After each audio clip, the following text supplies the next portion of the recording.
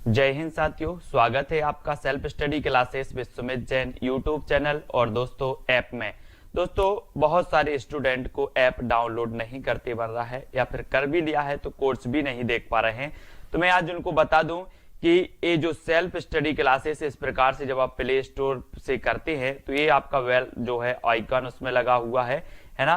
तो इस प्रकार से सेल्फ स्टडी क्लासेस आपको सर्च करना है और ऐसे आइकन में आपको ऐप मिलने वाला है। ठीक है, तो दोस्तों हम देखें कि प्ले स्टोर में आपको इस प्रकार से दिखेगा ये सेल्फ स्टडी क्लासेस। ठीक है, ये प्ले स्टोर में आपको सेल्फ स्टडी क्लासेस का ऐप दिखने वाला है। ठीक है, ये इमेज उसमें डली है, ये आइकन, ये लोगो उसमें डला है। ठीक है, अब दोस्तों इसको इंस्टॉल करना है, यहां से आप इंस्टॉल करेंगे। ठीक है, अब इंस्टॉल करेंगे तो वहां पर आपको नंबर मांगेगा, जीमेल नंबर मांगेगा, तो आपको ओटीपी आएगा, तो आप रजिस्टर करके आगे बढ़ेंगे। तो आज का जो आपका पहला प्रश्न है दोस्तों, जो भी साथी न्यू हैं वो प्लीज सब्सक्राइब कर लेना, वीडियो को लाइक और शेयर अवश्य करना है और टेलीग्राम में आपको जरूर जुड़ना है दोस्तों। आपको सर्च करना है एमपी जेल प्रहरी टेलीग्राम में, या फिर मेरा व्हाट्सएप नंबर है 9098609291। ठीक है, तो अब व्हाट्सएप ग्रुप से टेलीग्राम ग्रुप में आपको जुड़ना है। आज का आपका पहला प्रश्न जो आपको बताना है कि वृंदावन लाल वर्मा हैं तो क्या है दोस्तों? ऐतिहासिक उपन्यासकार हैं, मनोविश्लेषणात्मक उपन्यासकार हैं, जासूसी उपन्यासकार हैं या फिर पौराणिक उपन्यासकार हैं। इन चार में से बताना है दोस्तों। मैं आपको बता दूं कि जो वृंदावन लाल वर्मा है इनका एक उपन्यास है दोस्तों मृगनयनी। आपसे अगर कभी पूछा जाए कि मृगनयनी उपन्यास किसका है तो आप बता देना वृंदावन लाल वर्मा का है। ठीक है, और ये कैसे उपन्यासकार माने जाते हैं दोस्तों, अगर आपसे बढ़ रहा है तो उत्तर जरूर बताएंगे। और ऐतिहासिक उपन्यासकार यानी कि जो आपका एक नंबर है वो बिल्कुल सही हो जाएगा। ठीक है, उषा जी बिल्कुल आपका हैप्पी बर्थडे है, आपको बहुत बहुत शुभकामनाएं हैप्पी बर्थडे की, है ना। और वृंदावन लाल वर्मा ऐतिहासिक उपन्यासकार माने जाते हैं दोस्तों। मनोविश्लेषणात्मक उपन्यासकार की अगर बात होती है, अगर आपसे कभी पूछा जाए कि निम्न में से बताइए मनोविश्लेषणात्मक उपन्यासकार कौन है, तो आप बता देना दोस्तों जैनेन्द्र कुमार। ठीक है, जैनेन्द्र कुमार माने जाते हैं। दूसरा दोस्तों ईलाचंद्र जोशी माने जाते हैं। ठीक है, ये माने जाते हैं। अज्ञे जी माने जाते हैं, अज्ञे, सच्चिदानंद हीरानंद बादशाह अज्ञे का नाम आपने सुना होगा।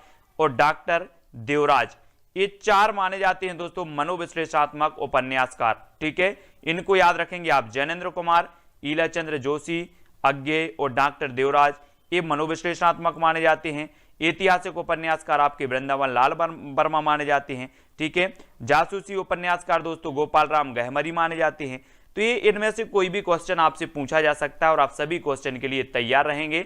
ठीक है, फिर अगला क्वेश्चन है मेवाती बोली आती है तो किसके अंतर्गत आती है? दोस्तों आपको चयन करके बताना है, मैं बोलियों से भी आपके आएंगे। ठीक है, ये आपकी 40 मिनट की कक्षा होगी, इसको आपको पूरा देखना है। और मेवाती की जब बात होती है दोस्तों तो मैं आपसे बताता हूं कि जो हमारी हिंदी का उद्भव हुआ वो अपभ्रंश रूप से हुआ, अपभ्रंश के अबहट्ट रूप से हुआ।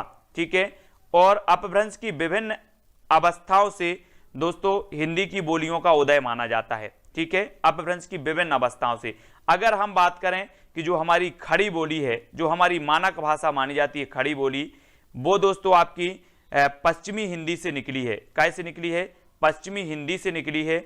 और दोस्तों आपको पता होगा कि ये पश्चिमी हिंदी निकली है सौरसेनी अपभ्रंश से, सौरसेनी अपभ्रंश से, इनको याद रखेंगे। ठीक है, यहां पर मेवाती बोली पूछी गई आपसे, तो ये मेवाती बोली जो है दोस्तों ये राजस्थानी हिंदी के अंतर्गत आती है और ये उत्तरी राजस्थानी कहलाती है। क्या कहलाती है? उत्तरी राजस्थानी। और 2 नंबर आपका बिल्कुल सही हो जाएगा। मैं आपको बता देता हूं कि पूर्वी हिंदी के अंतर्गत एक कोड आपको लिखना है। पूर्वी हिंदी अगर आप नोट कर रहे हो तो नोट्स करते जाओ। पूर्वी हिंदी के अंतर्गत कौन कौन सी बोलियां आती हैं तो आप नोट करो। अब छत्तीसगढ़ी, आ ओ बा, अब छत्तीसगढ़ी, छत्तीसगढ़ी कर दो, नोट करो जल्दी से। पूर्वी हिंदी की जो बोलियां आती हैं, कोड है आपकी, ट्रैक है, अब छत्तीसगढ़ी। ठीक है, तो आ से हो जाएगा अवधी, बा से हो जाएगा बघेली और छत्तीसगढ़ी से छत्तीसगढ़ी। ये 3 बोलियां जो हैं आती हैं काय के अंतर्गत? पूर्वी हिंदी के अंतर्गत। ये कोड हो गया आपका अब छत्तीसगढ़ी, इसको नोट कर लिया आपने। फिर आता है दोस्तों बिहारी हिंदी, तो बिहारी हिंदी के अंतर्गत आती हैं कौन सी? मैथिली, मगही और भोजपुरी। ये आपकी आती हैं दोस्तों काय के अंतर्गत? बिहारी हिंदी के अंतर्गत।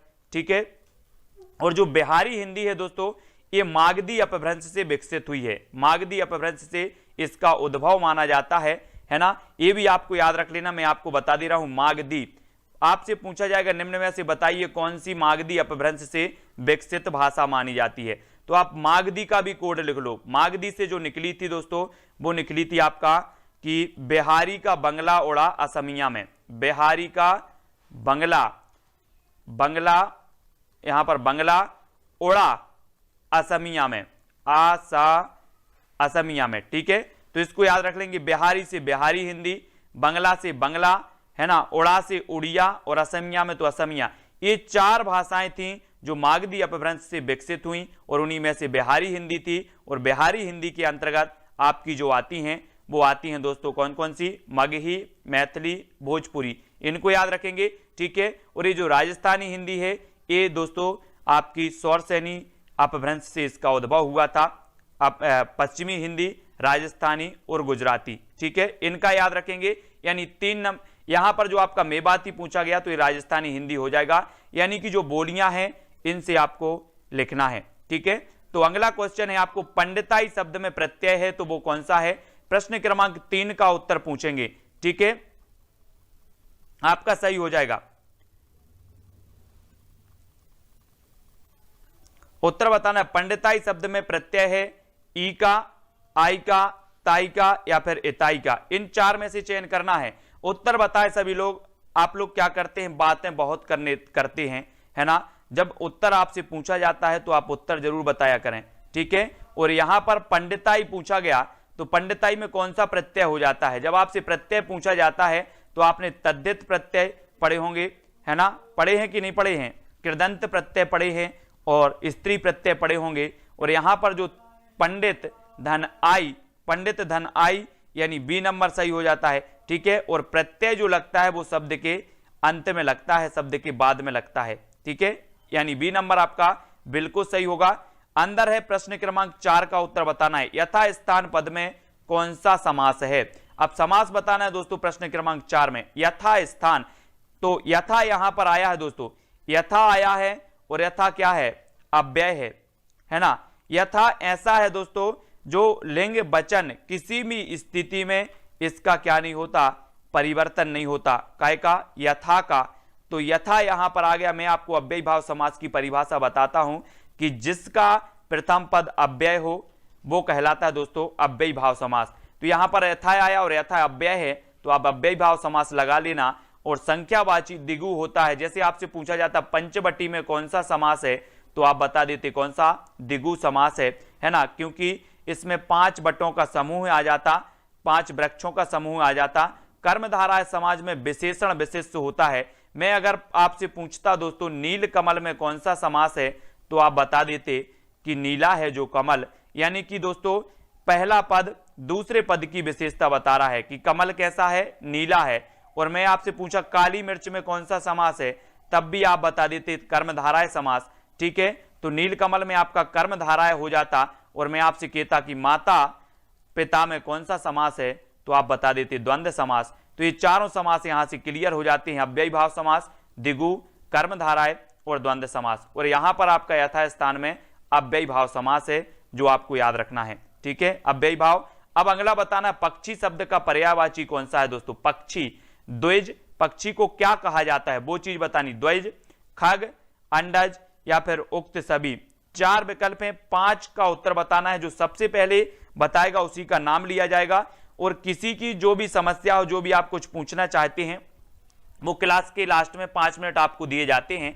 5 मिनट में आप अपने प्रश्न पूछ सकते हैं, कहीं भी कोई डाउट लगता है वो पूछ सकते हैं, ठीक है। और पक्षी शब्द को, पक्षी को और क्या कहा जाता है ये आपको बताना है।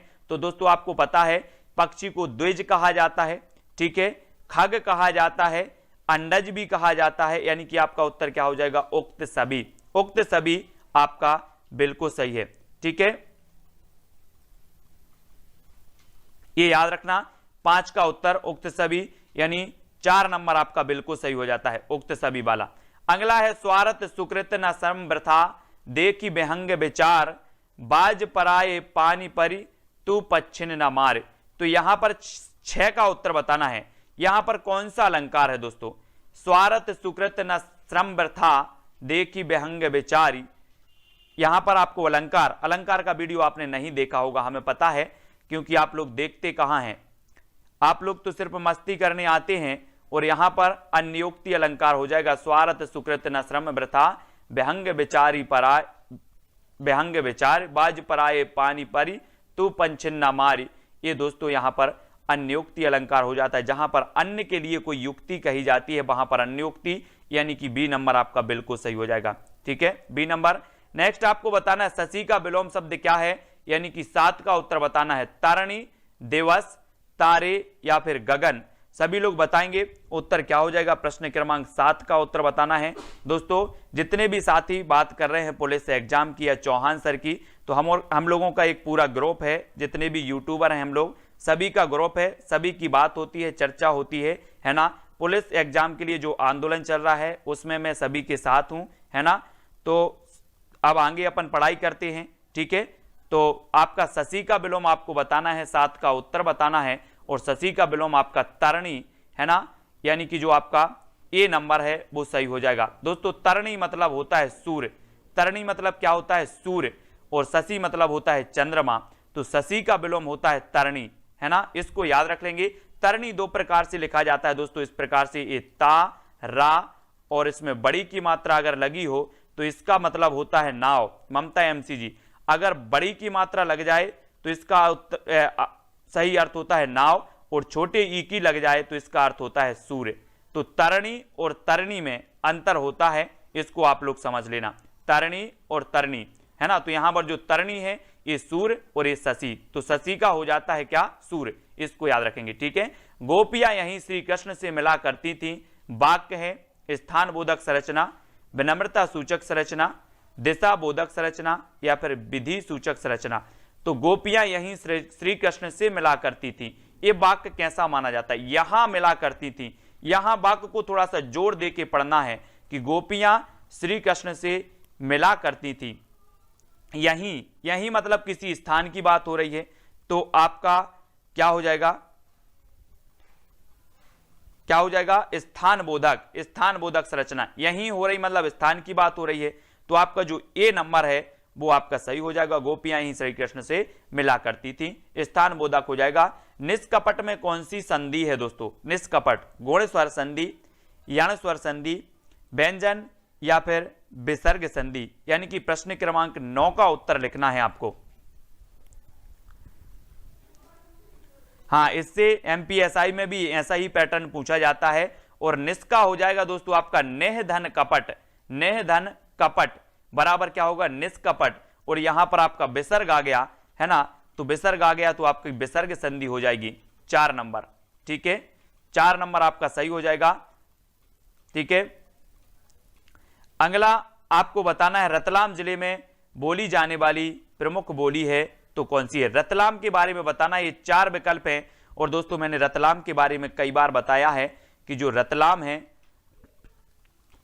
यहां पर दोस्तों सैलाना अभ्यारण्य है। मैं जब जीके पढ़ाता हूं आपको रात में, तो रतलाम में बताता हूं कि सैलाना अभ्यारण्य है, अंगूर अनुसंधान केंद्र है। लेकिन यहां पर रतलाम जिले में बोली जाने वाली बोली की बात हो रही है, यानी कि जो रतलाम है, यहां पर सिर्फ इतनी चीजें आपको कॉमन सेंस लगानी है कि रतलाम काय में आता है, मालवा में। रतलाम काय में आता है, मालवा में आता है। ठीक है, तो यहां पर कौन सी बोली बोली जाएगी, मालवी। अब आप लोग यही तो नहीं समझते, पहले जिलों को अपन ने देख लिया कि कौन सा बुंदेलखंड क्षेत्र में आता है, कौन सा मालवा क्षेत्र में आता है, कौन सा रीवा पन्ना के पठार में आता है। इनको थोड़ा सा आप समझो। अगर आपको पता होता कि रतलाम मालवा में आता है तो आप बता देते कि यहां पर मालवी बोली बोली जाती, यानी कि यहां पर मालवी आपका सही हो जाएगा। रतलाम, उज्जैन, यहां पर दोस्तों मालवी मालवा में आते हैं, इसलिए यहां मालवी में। और मालवी आपको पता है ये मालवी राजस्थानी हिंदी की बोली मानी जाती है। मालवी, मालवी, मारवाड़ी, मेवाती, ये राजस्थानी की हैं दोस्तों। ठीक है, और यहां पर नदी शब्द का अर्थ नहीं है, ये बताना है। तटनी, स्रोतवाहिनी, निर्झर या फिर सरित, नदी के हमेशा पूछे जाते हैं दोस्तों, एग्जाम कोई भी हो, नदी के पर्यायवाची पूछे जाते हैं, कमल के पर्यायवाची पूछे जाते हैं, जल के पर्यायवाची पूछे जाते हैं, है ना, ब्रह्मा के पर्यायवाची पूछे जाते हैं। मैं आपको बताऊंगा कि कौन कौन पर्यायवाची पूछे जाते हैं हमेशा। और नदी शब्द का जो अर्थ नहीं है पूछा तो नदी को तटनी कहते हैं, स्रोत स्वती कहते हैं, है ना। निर्झर, निर्झर मतलब ये नहीं हो जाएगा, निर्झर नहीं कहते, सरिता, सरित ये कहा जाता है। तो आपका जो 3 नंबर है वो बिल्कुल सही हो जाएगा, निर्झर। ठीक है, सी नंबर आपका सही हो जाता है। फिर अगला क्वेश्चन आपसे पूछा जाता है, नेबुला का हिंदी पारिभाषिक शब्द क्या होता है? आदर्शात्मकता होता है, निहारिका होता है, अमिश्रित होता है, या फिर तट संबंधी। दोस्तों आपने पढ़े होंगे काय में, साइंस में पढ़े होंगे, क्या पढ़े होंगे? मंदाकिनी, आकाशगंगा, नेबुला, निहारिका, ये सभी आपने पढ़े होंगे भूगोल में, है ना, भूगोल में पढ़े हैं। और नेबुला का हिंदी पारिभाषिक जो शब्द होता है वो होता है निहारिका। निहारिका यानी कि जो 2 नंबर है, बी नंबर है, वो आपका बिल्कुल सही हो जाएगा। ठीक है, सभी लोग वीडियो को लाइक जरूर करेंगे। और अगला शब्द है आपका, प्रश्न है ऋण शब्द कैसा है दोस्तों? ऋण तत्सम है, तद्भव है, देशज है, या फिर संकर है। मैंने आपको कई बार बताया है दोस्तों कि तत्सम शब्द वो कहलाते हैं जो संस्कृत के ज्यों के त्यों हिंदी में प्रयोग हो रहे हैं, कोई परिवर्तन नहीं हुआ। ठीक है, फिर तद्भव की बात आती है तो तद्भव शब्द वो हैं जो आए तो संस्कृत से हैं लेकिन हिंदी में आके उनका रूप क्या हो गया? परिवर्तित हो गया, तो वो तद्भव हो गए, है ना। फिर दोस्तों आता है देशज। देशज यानी कि अपनी देसी भाषा में जो उत्पन्न हुए हैं वो देशज कहलाते हैं। और संकर शब्द यानी कि दोस्तों 2 भाषाओं का जो मिश्रित होता है वो होता है संकर शब्द, है ना। तो यहां पर जो ऋण शब्द है, ऋण, ये आपका तत्सम है। तत्सम यानी कि 2 नंबर आपका बिल्कुल सही हो जाएगा, बी नंबर आपका बिल्कुल सही है। और अब आपको बताना है अब तब करना मुहावरे का अर्थ क्या है? अब तब यानी कि आजकल करना, टाल मटोल करना, बहाना करना, या फिर उक्त सभी, क्या हो जाएगा? अपन बोलते ना कि यार वो तो अब तब कर रहा है, मैंने उसको 5,000 रुपए दे दिए थे और वो अब तब कर रहा है। तो अब तब करना मतलब आजकल करना भी होता है, टाल मटोल करना भी होता है, बहाना करना भी होता है ना। तो आपका अब तब करना यानी उक्त सभी, डी नंबर आपका बिल्कुल सही हो जाएगा, डी नंबर। ठीक है, डी नंबर आपका सही है दोस्तों। अगला है मध्य प्रदेश से प्रकाशित साहित्यिक पत्रिका कौन सी थी? आपको पता है दोस्तों कि जब मध्य प्रदेश की बात होती है तो मध्य प्रदेश का प्रथम समाचार पत्र माना जाता है कौन सा? ग्वालियर अखबार। ग्वालियर अखबार ये दोस्तों ग्वालियर से प्रकाशित हुआ था और ये उर्दू भाषा में प्रकाशित हुआ था। ये मध्य प्रदेश का प्रथम समाचार पत्र था। लेकिन अगर आपसे पूछा जाए कि मध्य प्रदेश का प्रथम हिंदी में प्रकाशित समाचार पत्र कौन सा था, तो आपका उत्तर हो जाएगा मालवा अखबार। ठीक है, जो कि इंदौर से प्रकाशित हुआ था। और मध्य प्रदेश से प्रकाशित साहित्यिक पत्रिका का जो नाम है वो है समागम। क्या नाम है दोस्तों? समागम। और 1 नंबर आपका बिल्कुल सही हो जाएगा, ए नंबर आपका सही हो जाएगा। ठीक है, 1 नंबर। इसको आपको बहुत अच्छे से पढ़ना है। ज्ञान मंडल बृहत हिंदी कोश में लगभग दोस्तों 1,50,000 शब्द हैं। ये आपको बताना है किस प्रकार का वाक्य है। ज्ञान मंडल बृहत हिंदी कोश में 1,50,000 शब्द हैं। ये आज्ञा सूचक वाक्य होगा, इच्छा सूचक हो जाएगा, विधानवाचक हो जाएगा, या संकेतार्थक हो जाएगा। तो दोस्तों इसमें कोई संकेत नहीं दिया गया तो ये कट गया आपका, इसमें कोई आज्ञा नहीं दी गया तो ये भी कट गई, है ना। अब इच्छावाचक और विधानवाचक 2 चीजें आपको होती हैं और 2 चीजें में आपका यहां पर इच्छा से आप नहीं कर रहे। आप बोलते हो कि आपकी यात्रा मंगलमय हो, आप इच्छा से बोलते हो, ठीक है। लेकिन यहां पर तो एक बात कही गई है जो विधान है, जो विदित है ना, वो कही गई है कि ज्ञान मंडल बृहत कोश में 1,50,000 शब्द हैं। तो ये आपका विधानवाचक वाक्य हो जाएगा, यानी 3 नंबर आपका बिल्कुल सही हो जाएगा, सी नंबर आपका सही हो जाएगा। ठीक है, हिंदी में आप जितनी ज्यादा प्रैक्टिस करोगे उतनी ज्यादा पकड़ हिंदी में आप बनती जाएगी। विलोम शब्द युग में नहीं है तो कौन सा नहीं है? मुक्ति का विमुक्ति, पूर्वान का अपराह्न, सरल का जटिल, नीरव का ध्वनि। अब विलोम शब्द युग में नहीं है बताना है दोस्तों, तो कौन सा नहीं है, कौन सा नहीं माना जाता? तो आपने विलोम शब्द पढ़े हैं दोस्तों, पहली कक्षा से ही विलोम चालू हो गया था आपका, और आपका यहां पर सही होगा मुक्ति का विमुक्ति। मुक्ति का विमुक्ति ये दोस्तों आपका विलोम शब्द नहीं होता, यानी कि आपका जो 1 नंबर है अंश जी, 1 नंबर आपका बिल्कुल सही है। पूर्वान का अपरवान ये है, सरल का जटिल है, नीरव का ध्वनि भी है, ये तीनों तो सही हैं।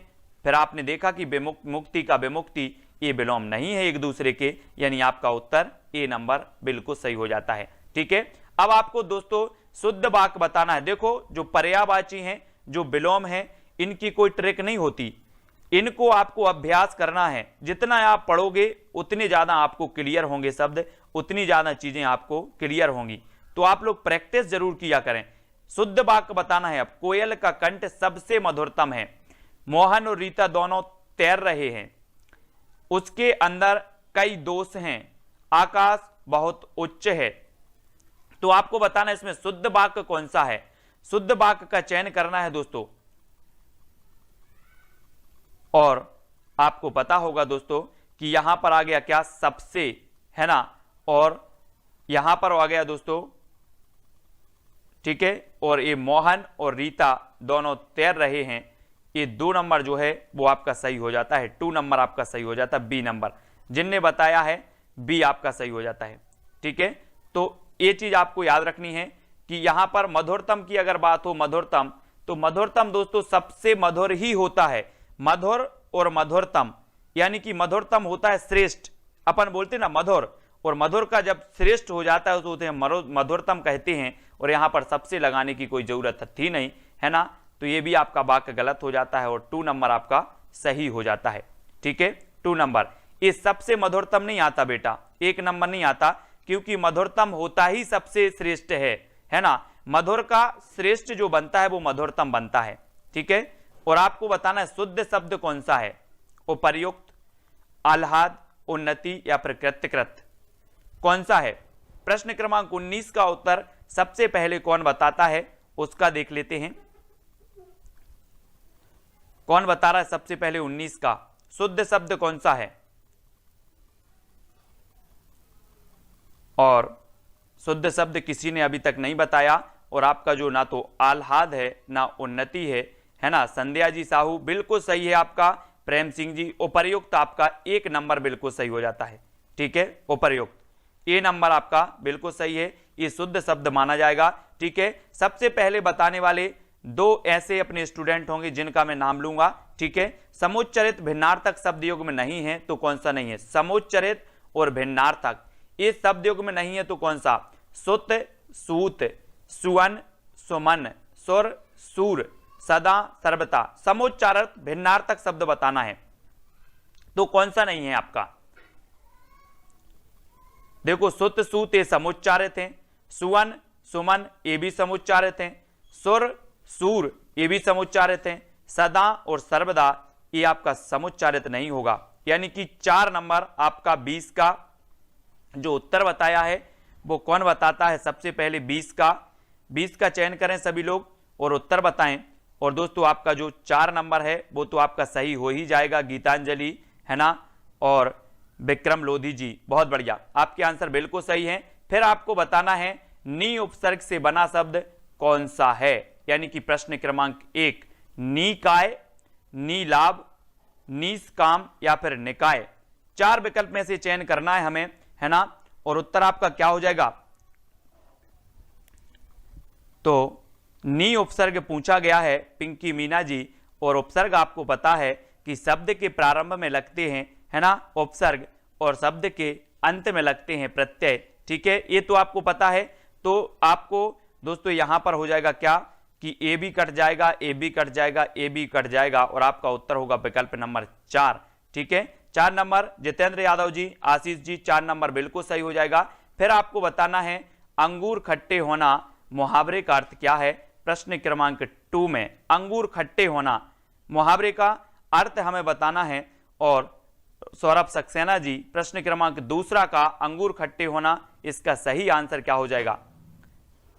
4 विकल्प है हमारे सामने। मृत्यु निकट आना, कोई वस्तु ना मिलने पर उसका दोष निकालना, एक ही स्थान पर पड़े रहना या फिर देने से साफ मना कर देना। तो इसमें से हमने चयन किया है और अमृता गौतम 2 का जो आंसर आपका हो जाएगा वो हो जाएगा कोई वस्तु ना मिलने पर उसका दोष निकालना। ये आपका अंगूर खट्टे होना, है ना। बी नंबर आपका बिल्कुल सही हो जाता है, ठीक है। इसको याद रखेंगे। प्रतीक्षा जी, नेक्स्ट बताना है यथावत का शुद्ध रूप निम्न में से कौन सा है। यथावत हमने देखा था कि दोस्तों यथासंभव या फिर यथाशक्ति अगर आता है तो अव्ययी भाव समास होता है। लेकिन यथावत का शुद्ध रूप पूछा गया, यानी कि यथावत लिखा कैसे जाता है ये हमें बतानी है। तब आपका बिल्कुल सही आंसर क्या हो जाएगा, राधिका जी, यानी कि प्रश्न क्रमांक आपका तीसरा है। और यथावत जो लिखा जाता है दोस्तों वो कैसा लिखा जाता है, ये यथावत लिखा यानी कि गलत हो गया, ये यथवत लिखा ये भी गलत हो गया, ये भी गलत हो गया। और उत्तर आपका जो हो जाएगा आर के वर्मा जी, क्या हो जाएगा 2 नंबर, है ना, 2 नंबर, यथावत बी नंबर बिल्कुल सही हो जाएगा। ठीक है, बी। और अगला क्वेश्चन है, पंचवटी में कौन सा समास है। पंचवटी यानी कि 4 का उत्तर बताना है। पंचवटी मैंने आपको बताया भी था संदीप जी, क्या बताया था कि 5 बटों का समूह यानी कि 5 वृक्षों का समूह। ठीक है, इसको याद रख लेंगे, है ना। आर श्री, जल्दी से बताना है 4 का उत्तर क्या होता है। और सभी लोग अगर पढ़ने में ध्यान देंगे तो बड़ा मजा आएगा दोस्तों। नाम तो मैं आपको सबसे लास्ट में सभी के नाम लूंगा, आप चिंता ना करें। और पंचवटी में जो समास है वो आपका हो जाएगा दोस्तों द्विगु समास। द्विगु समास यानी कि 4 नंबर, यानी कि दोस्तों यहां पर पंच आ रहा है और ये पंच क्या है, संख्यावाची है ना। और 5 बटों का समूह है तो हो जाता है द्विगु समास। लेकिन यहां पर अगर आपसे पूछा जाता दशानन में कौन सा समास है, तो दशानन यानी कि 10 हैं मुख्य जिसके, तो आपके सही हो जाता बहुब्रीहि समास। वहां पर भी 10 आ रहा था संख्यावाची, लेकिन बहुब्रीहि समास होता। लेकिन दोस्तों यहां पर आपका द्विगु है, बहुब्रीहि समास हो जाता आपका दशानन में। ठीक है, माता पिता में आपका द्वंद्व समास होता और नीलकमल में आपका कर्मधारय समास हो जाता। मतलब पहला पद दूसरे पद की अगर विशेषता बताए तो वहां पर आपका क्या हो जाता है, कर्मधारय समास हो जाता है। फिर आपसे पूछा जाता है कि आ उपसर्ग से बना शब्द कौन सा है। आ, बड़ा आ यहां पर दिख रहा होगा, इससे कौन सा शब्द जो है उपसर्ग बना है, अमर्त, अवरण, आवरण या फिर अकारण। यानी कि प्रश्न क्रमांक 5 का उत्तर बताना है। किरण गुप्ता जी, नेहा जी, 5 का उत्तर सभी लोग बताएंगे और आपका बिल्कुल सही आंसर होगा कि अमर्त तो है नहीं, आवरण तो है नहीं, 2 तो आपके कट गए, और आकरण भी अकारण भी नहीं है, तो आ उपसर्ग आपका क्या हो जाता है, आ अलग है, भरण अलग है ना। तो 3 नंबर सी नंबर आपका बिल्कुल सही हो जाता है, सी नंबर राजेश जी। ठीक है, आवरण आपका बिल्कुल सही है। कमान का कौन सा सही विलोम है दोस्तों, कमान। आप लोग बोलते कि मैं कमान संभाल रहा हूं, मैं कमान संभाल रहा हूं सर, तो आप लोग कमान संभालो और मैं पढ़ा रहा हूं आप लोगों को एसपीजी। कमान का जो विलोम होता है वो होता है तीर, और तीर कमान आप बोल देते हो, है ना। जैसे हम पढ़ते हैं संधि का विलोम होता है विच्छेद, संधि का विलोम विच्छेद, वैसे ही तीर का कमान, तीर का विलोम कमान, कमान का विलोम क्या होता है, तीर, कमान का तीर। इस प्रकार से कमान का तीर और संधि का विलोम विच्छेद। तो इनको पढ़ते जाएं, 3 नंबर आपका बिल्कुल सही हो जाएगा। त्रिफला बताना है, त्रिफला में कौन सा समास है दोस्तों। त्रिफला कर्मधारय हो जाएगा, द्वंद्व, बहुब्रीहि या फिर द्विगु समास हो जाएगा। तो त्रिफला में हमें देवेंद्र जी बताना है कि त्रिफला में कौन सा समास हो जाता है, और आपको पता भी है कि सर 3 फलों का क्या हो जाएगा, समूह हो जाएगा। ठीक है, अंकिता सिंह जी प्रश्न क्रमांक 7 में त्रिफला दिया है, और त्रिफला में आप क्या बता देते हो, द्विगु समास, 3 फलों का समूह, है ना। जैसे हम बोले त्रिमास, त्रिमासिक, है ना, 3 मासों का समूह। ठीक है, और द्विगु यहां पर आपका हो जाएगा 4 नंबर ममता जी, 4 नंबर द्विगु समास बिल्कुल सही होगा। भक्ति रस का स्थायी भाव क्या होता है दोस्तों, भक्ति रस, मैंने आपको कई बार बताया है कि रस संप्रदाय सबसे प्राचीन संप्रदाय माना जाता है। ठीक है, अब सबसे प्राचीन जो संप्रदाय रस संप्रदाय, इसके प्रवर्तक कौन माने जाते हैं, तो भरत मुनि माने जाते हैं। सबसे प्राचीन संप्रदाय भरत मुनि ने दिया है, और उन्होंने दोस्तों सबसे पहले 8 रसों की चर्चा की है अपने दोस्तों ग्रंथ में।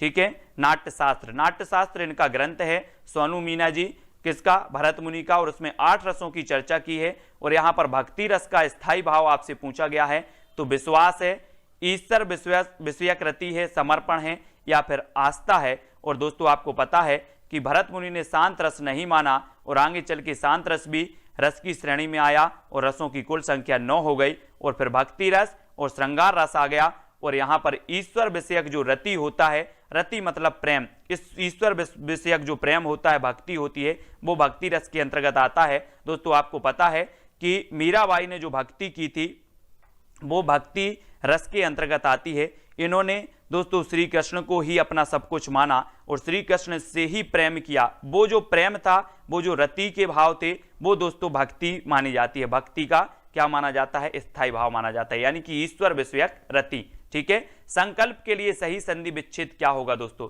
आपको मैंने कई बार बताया है, ट्रिक भी बताया है कि अगर ऊपर बिंदी आ जाए, पहले शब्द के ऊपर बिंदी आ जाए, है ना, अम्म की, तो आप बता देना डायरेक्ट व्यंजन संधि, कोई ऑप्शन नहीं, व्यंजन संधि आपका सही हो जाएगा। लेकिन यहां पर आपसे क्या पूछ लिया गया, विच्छेद पूछ लिया गया, तो आप विच्छेद क्या बताओगे, समधन कल्प, है ना, समधन कल्प, यानी कि आपका जो एक नंबर है समधन कल्प बिल्कुल सही हो जाता है। आप सी ई नहीं लगाना, इस भी काट दो, ए भी काट दो, ए भी काट दो, समधन कल्प आपके ए नंबर बिल्कुल सही होगा और आपकी हो जाएगी व्यंजन संधि। ठीक है, ये याद रखना। नेक्स्ट है दोस्तों, किंकर के लिए सही संधि विच्छेद को चुनिए। किंकर, और किंकर में फिर से आपका आ गया दोस्तों, क्या आ गया, बिंदी आ गई किंकर में, तो फिर से आप क्या लगाओगे, व्यंजन संधि लगाओगे। और किम का क्या हो जाएगा, किम यहां है किमकर, तो आपका किन नहीं होगा, ना किम होगा, है ना, और दोस्तों ना आपका किम धन कण होगा, तो कौन सा उत्तर हो जाएगा प्रश्न क्रमांक 10 में? उषा जी, जितेंद्र जी, प्रश्न क्रमांक 10 में बताना है, और 10 में आपका सही हो जाता है किंकर, और किंकर का होता है दोस्तों, क्या होता है, किम धन कर, किम धन कर बराबर होती है आपकी व्यंजन संधि। एक ट्रिक याद रख लेना कि इस प्रकार से अगर पहले ही शब्द में बिंदी आ जाए तो आप व्यंजन संधि आंखें बंद करके लगा देना। इस प्रकार से संकल्प में पहले शब्द में बिंदी आ गई तो व्यंजन संधि आंखें बंद करके लगा देना। ठीक है, फिर लक्षण का शुद्ध रूप बताना है, कौन सा है, लक्षण, लाचन, लाचन या फिर लक्षण। तो लक्षण का शुद्ध रूप हमें चयन करके बताना है। तब यहां पर पायल राय जी, प्रश्न क्रमांक 11 का जो राइट आंसर हो जाता है वो क्या हो जाता है, रोज आपका 3:20 पर हिंदी दोस्तों हम पढ़ेंगे, हिंदी का अभ्यास करेंगे। आप जितना ज्यादा अभ्यास करोगे उतनी ज्यादा आपकी दोस्तों क्या हो जाएगी, हिंदी में कैपेसिटी बढ़ेगी, हिंदी का ज्ञान बढ़ेगा। ठीक है, और लक्षण का होता है क्या, हम बोलते हैं कि एक भी लक्षण अच्छे नहीं है ना, बोले लक्षण सुधारो, लक्षण अच्छे लक्षण लाओ, इस प्रकार से बोलते ना, तो ये लक्षण जो है एक नंबर का बिल्कुल सही हो जाएगा। ठीक है, एक नंबर, ए नंबर सही हो जाएगा। फिर आपसे पूछा जाएगा कि जो बाद में अधिकारी बने के लिए एक शब्द क्या होगा, एक शब्द बताना है दोस्तों, जो हम पहली दूसरी से पढ़ते हुए आ रहे हैं, संजय जी, आशीष जी, जो बाद में अधिकारी बने इसके लिए एक शब्द क्या हो जाएगा, उत्तराधिकारी, उत्तराधिकारी, उत्तराधिकारी या फिर उत्तराधिकारी। तो देखो उत्तारा तो होता नहीं, ये भी आपका कट गया। अब इसमें आपको कंफ्यूज होगा, और उत्तरा भी नहीं होता, है ना, उत्तराधिकारी नहीं होता, तो आपका क्या हो जाएगा दोस्तों, उत्तराधिकारी। अब देखो इसमें क्या है, यहां पर लिखा है उत्तराधिकारी, करी लिखा है, शब्द को जो गौर से पढ़ना है, यहां पर करी लिखा है और यहां पर कारी लिखा है, तो उत्तराधिकारी यानी कि जो सी नंबर है, देखो कुछ लोगों ने एक बता दिया, एक नंबर। आप थोड़ा सा शब्द को देखो दोस्तों, यहां पर आ गया करी और यहां पर आया कारी, और हमें बताना है उत्तराधिकारी, है ना। तो 3 नंबर जिनने बताया उनके लिए बहुत बहुत शुभकामनाएं, बिल्कुल सही बताया है आर.के. वर्मा, है ना, युगल जी, 3 नंबर है इसका। और 13 का उत्तर आपको बताना है राहुल उइके, 13 का बताएंगे, जिसने ऋण उतार दिया हो उसके लिए क्या कहा जाता है, ऋणी, उऋण या फिर अनऋण। दोस्तों आपको पता है जिसने ऋण लिया है उसे ऋणी कहा जाता है, तो पहला तो आपका वैसे ही कट जाता है। ठीक है, अब जिसने उतार दिया हो उसे उऋणी कहते हैं या उऋण कहते हैं, अनऋण भी आपका कट जाता है। अब 2 में से आपको 2 विकल्प है, 2 में से आपको चुन लेना है प्रश्न क्रमांक 13 का। और 13 का लक्ष्मी जी जो आपका बिल्कुल सही आता है वो होता है उऋण, उऋण होता है दोस्तों, जिसने ऋण उतार दिया हो उसके लिए कहेंगे उऋण, यानी कि 3 नंबर सी नंबर आपका बिल्कुल सही है राघवेंद्र जी, बहुत बढ़िया। फिर कामदेव के लिए सही पर्यायवाची वाले शब्दों की पंक्ति बतानी है। कामदेव के लिए दोस्तों ऐसे क्वेश्चन कई पूछे जाते हैं व्यापम में, इसलिए ऐसे क्वेश्चन के लिए आप तैयार रहना है, क्योंकि यहां गलती आपकी सबसे ज्यादा होती है दोस्तों। अनंग मर्दन मनोज, अनंग मादन मनोज, अनंग मदन मनोज, अनग मर्दन मनोज। अब आप बताओ कि दोस्तों यहां पर अनंग अनंग आया है तो अनंग तो आ गया, मतलब अनंग तो हो गई। ठीक है, मनोज मनोज सब में आ गया है तो मनोज भी है। अब एक फंसी है, मर्दन होगा कि मदन होगा, एक आपकी फंस गई तो आपका होगा दोस्तों क्या, मदन। तो आपका जो उत्तर हो जाता है कि अनंग, मदन और मनोज, यानी कि आपका सही उत्तर क्या हो जाता है 3, सी नंबर आपका सही हो जाता है दोस्तों। आप यहां पर सर्च करें कि अनंग अनंग सब में आ गया तो अनंग आपका हो गया, है ना। अब मर्दन ये आ रहा था तो आपका 3 नंबर, मनोज मनोज भी आ रहा था तो मनोज भी आपका हो जाता, सी नंबर आपका बिल्कुल सही है राधिका वर्मा जी। नेक्स्ट आपको बताना है मोहन त्रासती मुख नटती आंखन सो लपटाती, है ना, एची छोड़ावती ईची कर आंगे आवती जाती। इसमें हमें बताना है रस कौन सा है। रस मोहन त्रासती मुख नटती आंखन सो लपटाती एची छुड़ावत ईची कर आंगे आवती जाती। इसमें कौन सा रस हो जाएगा। रस को पढ़ना है दोस्तों। रस बहुत ही दोस्तों कई बार पूछे जाते हैं, 1-2 प्रश्न आपकी हर परीक्षा में पूछे जाते हैं और यहां पर आपका श्रृंगार रस हो जाता है। मोहन त्रासती मुख नटती, है ना, आंखन सो लपटाती और एची छुड़ावत ईची कर आंगे आवती जाते। श्रृंगार रस के 2 भेद होते हैं दोस्तों। क्या होता है, श्रृंगार रस के 2 भेद होते हैं, एक संयोग श्रृंगार और एक वियोग श्रृंगार। आपको पता है कि जब सीता जी का हरण हुआ, सीता जी का जब हरण हुआ तो राम जी ने कहा था कि हे खग मृग हे मधुकर श्रेणी तुम देखी सीता मृग नैनी। यानी कि राम जी क्या पूछ रहे थे, खग और मृगों से पूछ रहे थे कि सीता जी कहां हैं, आप बताइए, आपने देखी है क्या। यानी कि ये वियोग की दशा थी, किसकी, राम की, तो ये वियोग श्रृंगार हो जाता। लेकिन आपसे एक और उदाहरण दिया जाता कि राम को रूप निहारत जानकी कंगन के नग की परछाई याते सब सुध भूल गई कर टेक रही पल टारत नाही। मतलब राम को रूप देख के जानकी सब सुध बुध भूल गई। तो यहां पर दोस्तों आपका संयोग श्रृंगार हो जाता है। ये संयोग और वियोग श्रृंगार आपको बहुत अच्छे से पढ़ना है ना। घर के लिए सही पर्यायवाची वाले शब्दों का पंक्ति को चुनना है। घर जिसमें आप रहते हो, घर वो बतानी है। सदन निकतन गेह, सदन निकतन गेह। तो आपको एक चीज तो पता है दोस्तों कि घर को निकेतन कहा जाता है, एक शब्द है गेह भी कहा जाता है। तो आपकी 2 चीजें क्लियर हो जाती हैं कि निकेतन कहा जाता है, गेह कहा जाता है और सदन कहा जाता है। तो यहां पर आपका सही उत्तर क्या होगा, तो ये जो आपका 2 नंबर है, सदन कहा जाता है घर को, निकेतन कहा जाता है घर को, गेह भी कहा जाता है घर को। यानी कि घर के पर्यायवाची सदन भी हो जाएगा, निकेतन भी हो जाएगा और गेह भी हो जाएंगे। ठीक है, यानी जो 2 नंबर है आपका बी नंबर वो बिल्कुल सही हो जाएगा। ठीक है, बी नंबर। दोस्तों मैं आपसे बोल रहा हूं कि आप प्रैक्टिस करें, जितनी ज्यादा प्रैक्टिस करेंगे हिंदी में उतना ज्यादा आपकी हिंदी में पकड़ आएगी। अंत प्रत्यय से बना शब्द कौन सा है, अंत प्रत्यय। और प्रत्यय आपको याद रख लेना है। हमेशा कई बार होता है क्या है कि प्रत्यय पूछा गया, कुछ लोग उपसर्ग लगा के आ जाते हैं। तो प्रत्यय मानसिकता बनाओ कि प्रत्यय दोस्तों बाद में लगता है संजय जी और उपसर्ग लगता है शब्द के पहले। और यहां पर अंत प्रत्यय से बना शब्द बताना है तो दोस्तों अंत से क्या हो जाएगा, अंतः नहीं होगा, है ना, अंतरंग नहीं होगा, अंतिम नहीं होगा, इसमें कोई अंत प्रत्यय नहीं आ रहा। रटंत में कर दो तो रट धन अंत बराबर हो जाता है रटंत, रटंत। तो दोस्तों रट एक शब्द है, अंत भी आपका प्रत्यय हो जाएगा। यानी कि डी नंबर आपका बिल्कुल सही हो जाएगा, रटंत, है ना। आप रटंत लेते हो तो अंत में उच्चारण होता अंत, अंत, है ना। तो इस पे रटंत आपका सही होगा।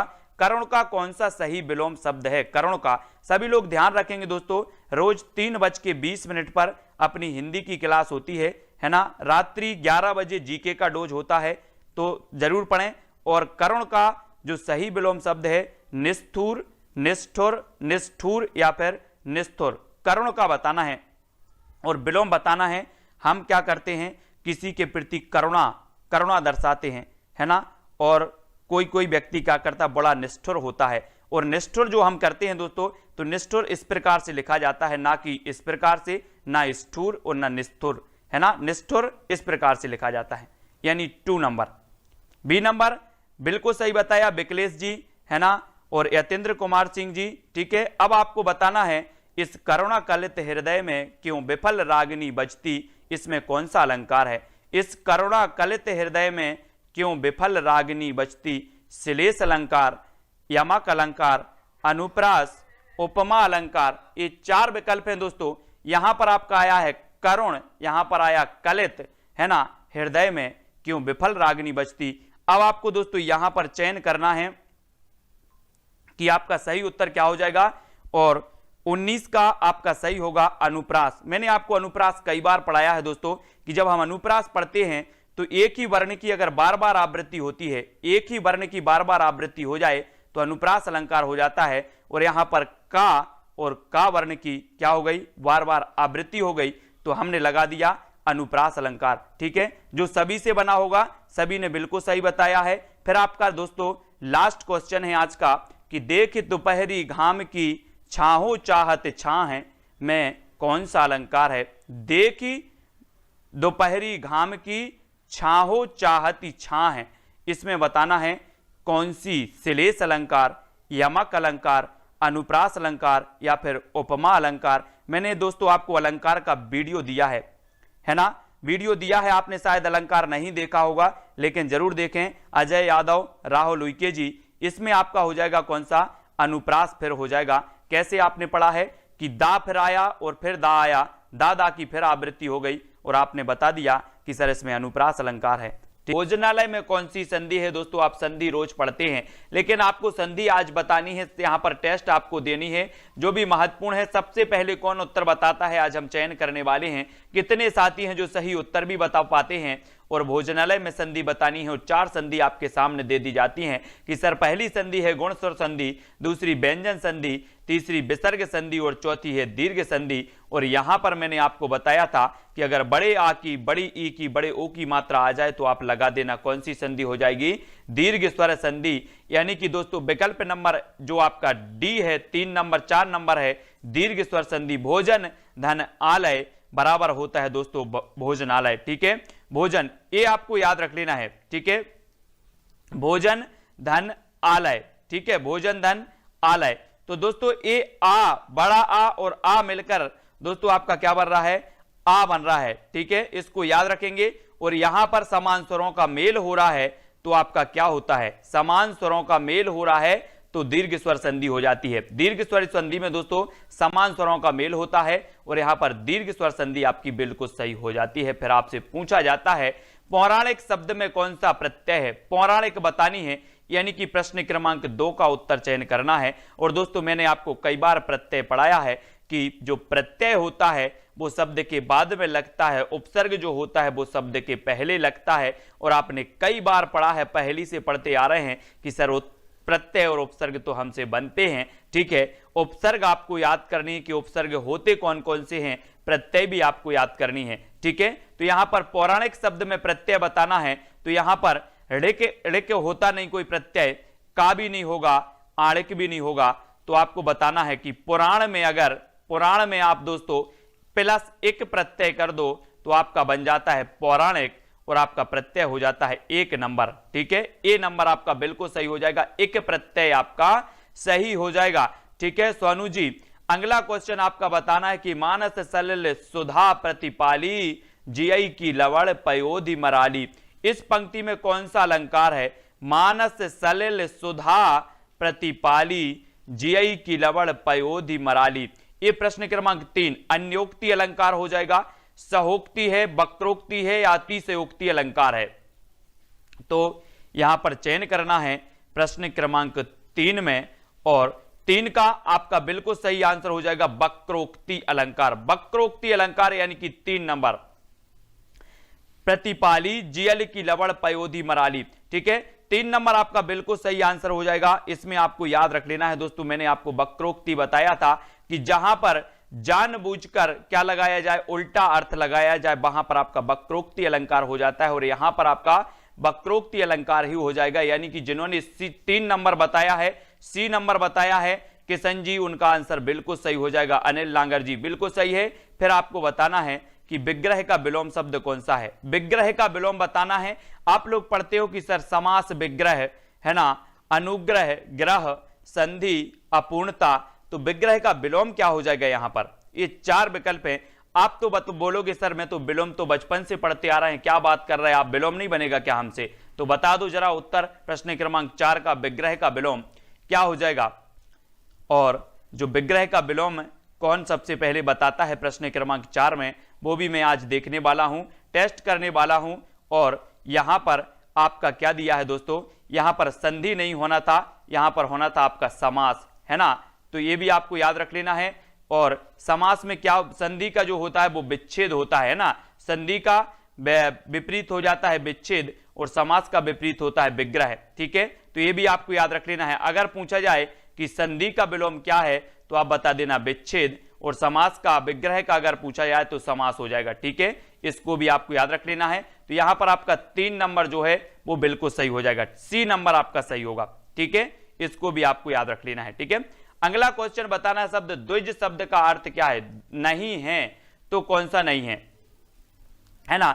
वैसे दोस्तों आपको पता है कि संधि का मतलब क्या होता है, मेल करना, और विग्रह का मतलब होता है अलग अलग करना, तो इसका ए भी हो जाएगा। ठीक है, ये भी आपको याद रख लेना है ना। और द्विज शब्द का अर्थ बताना है, जैसे विच्छेद का हम शब्द को विच्छेद कर देते हैं, संधि से मेल हो जाता है, लेकिन जब विग्रह और जैसे शब्द पूछे जाते हैं वैसा ही आपको विलोम बताना है ना। तो ये याद रखना है। द्विज शब्द का अर्थ नहीं है तो क्या नहीं है, दांत, चंद्रमा, कपूर या फिर पक्षी, ये बतानी है। और यहां पर आपका सही है कि जो द्विज मतलब दांत को बोलते हैं, चंद्रमा को बोलते हैं, कपूर को बोलते हैं या फिर पक्षी को बोलते हैं। तो द्विज किसे कहा जाता है, द्विज। और द्विज बताना है, संधि विग्रह नहीं होता, संधि विच्छेद होता है, पिंकी मीना जी।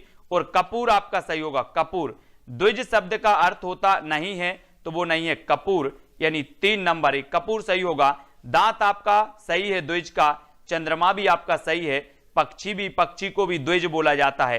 ठीक है, तो ये जो 3 नंबर है, 3 नंबर अमन जी, 3 नंबर आपका बिल्कुल सही हो जाएगा, कपूर। ये द्विज का अर्थ नहीं होता।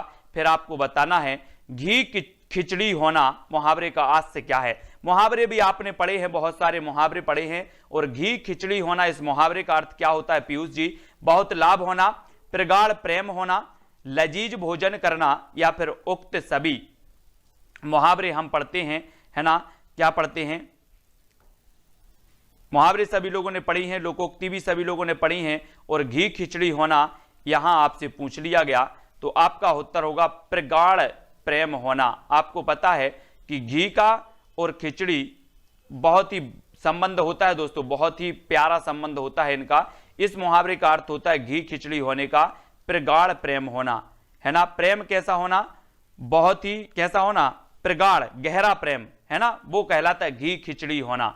यानी जो बी नंबर है, 2 नंबर है, वो आपका बिल्कुल सही हो जाएगा। ठीक है, बी नंबर मुहावरे का प्रगाढ़ प्रेम होना, ये बिल्कुल सही है। फिर आपको बताना है कि दोस्तों वायोलेशन का हिंदी अर्थ बताना है, क्या हो जाएगा, बैगनी रंग बताएगा, अहिंसा, प्रतिहिंसा या फिर अतिक्रमण। यानी कि प्रश्न क्रमांक 7 का आंसर का चयन करना है। 7 का क्या होगा, 7 का उत्तर बताना है, 7 का चयन करना है। 7 का क्या हो जाएगा दोस्तों आपको, और प्रश्न क्रमांक 7 में आपका बिल्कुल सही आंसर होगा अतिक्रमण। क्या हो जाएगा, अतिक्रमण हो जाएगा।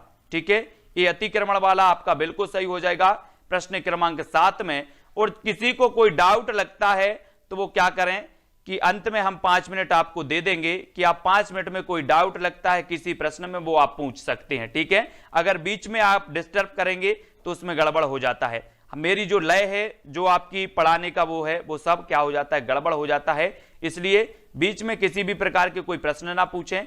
5 मिनट आपको दिए जाएंगे, किसी भी प्रश्न में डाउट लगे मैं वो क्लियर करूंगा। ठीक है, भिलासी बोली किस जनजातीय समूह से संबंधित होती है, भील, कोरकू, गोंड या फिर बैगा, ये बतानी है। यानी कि प्रश्न क्रमांक 8 में भिलासी बोली किस जनजातीय समूह से संबंधित है। बहुत ही बढ़िया है दोस्तों, ये बोलियां भी आपको याद रखनी नहीं है। ठीक है, खड़ी बोली किसके अंतर्गत आती है, ब्रज भाषा किसके अंतर्गत आती है, ये सारी जो होती हैं वो आपको याद रखनी नहीं होती हैं दोस्तों बोलियां, है ना। आपसे पूछा जाएगा ग्वालियर में कौन सी बोली बोली जाती है ना, और इंदौर में कौन सी बोली बोली जाती है।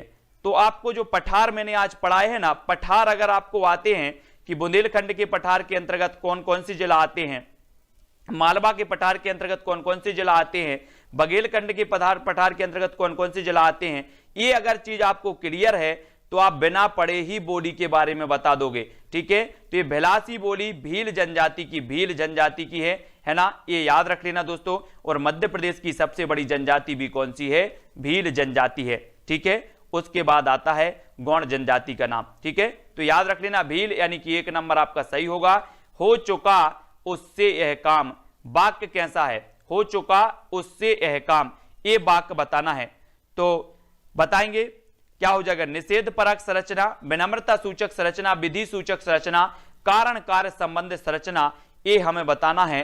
तो फूला रानी जी, राज कपाड़िया जी, प्रश्न क्रमांक 9 का उत्तर अपना क्या हो जाएगा, हो चुका उससे यह काम, वाक्य जो है ये कैसा वाक्य हो जाएगा। देखो निषेध परक तो है ही नहीं, मतलब एक कट गया, ठीक है। फिर आपको विनम्रता सूचक लग रहा क्या, लग रहा क्या, ये भी नहीं लग रहा। तो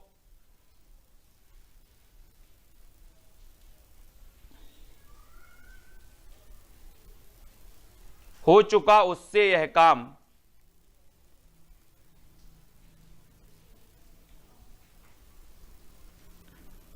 तो यहां पर प्रश्न क्रमांक 9 में दोस्तों उत्तर यहां पर बता रहे हैं क्या, निषेध परक संरचना। लेकिन क्या आपको लग रहा निषेध परक संरचना, हो चुका उससे यह काम, है ना। लेकिन यहां पर अपन बोलते हैं ना कि अपन बोलते हैं कि वो एक काम कर लेगा, इसकी जो संरचना है वो निषेध परक है। कैसी संरचना है वो देखो, हमने बोला कि किशन जी यह काम कर लेंगे, तो आप क्या बोलोगे, अरे वाह हो चुका उनसे यह काम, ऐसे ही बोलते ना। मतलब वो क्या हो जाएगी, आपकी निषेध परक संरचना हो जाएगी कि उनसे यह काम नहीं होगा, अरे हो चुका इनसे काम, है ना, ऐसे ही बोलते ना। तो यहां पर जो आपका ए है, ए नंबर, वो ही सही हो जाएगा। इस संरचना को पढ़ने का, बोलने का जो तरीका है, जो इसकी संरचना है वो निषेध परक है।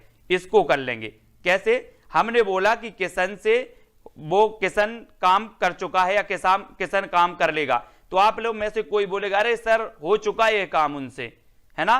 तो ये जो है एक नंबर ही सही होगा, निषेध परक इसकी संरचना है, यानी कि ये नेगेटिव वे में कहा गया वाक्य है ना, तो एक नंबर ही सही होगा। इस प्रकार से भी क्वेश्चन आते हैं दोस्तों, है ना। अगर तुम मुंबई आओ तो मेरे घर अवश्य आना, वाक्य कैसा है, आज्ञा सूचक वाक्य है, इच्छा सूचक वाक्य है, या फिर विधानवाचक वाक्य है, या फिर संकेतार्थक वाक्य है।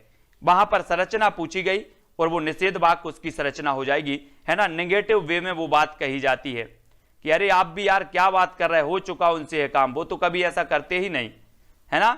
अगर तुम मुंबई आओ तो मेरे घर अवश्य आना, ये कैसा है, अगर, अगर कहा गया दोस्तों, अगर मतलब क्या होता है, यहां पर एक संकेत दिया गया है कि अगर आप आओ तो मुंबई जरूर आना, तो ये आज्ञा सूचक भी नहीं है, इच्छा भी नहीं है, विधान भी नहीं है, ये हो जाएगा आपका संकेत, संकेत सूचक, अगर आओ तो, है ना।